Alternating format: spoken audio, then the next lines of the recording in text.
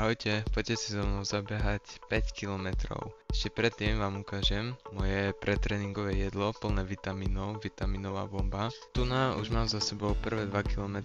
Začal som pozvoľna, menším tempom a postupne som sa dopracoval k rýchlejšiemu tempu. Ako si môžete všimnúť, už som sa presunul, som viac v lese, čo značí, že mám za sebou ďalšie 2 km, to už sú 4, cítim sa skvelo, je dosť teplo, ale pokračujem ďalej. Aktuálne som sa presunul z lesa na polia, je to skvelo, už teraz som zabehol niečo mierne cez 5 km. Blížim sa k mojej malej zastávke, za ktorej vám natočím pár záberov a z dnešných 5 km sa to trošku natiahlo a uvidíme na konci, koľko to bude. Mám za sebou 6,3 km, je to masaker.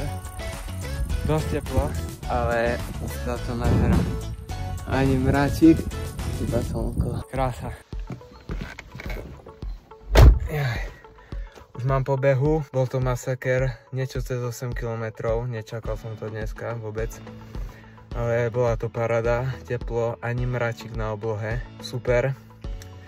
Ale fúkalo celkom, musím povedať, no dalo sa to zvládnuť. Aspoň nebolo až tak horúco, ale je cítiť to teplo, takže treba sa zavlažovať pravidelne.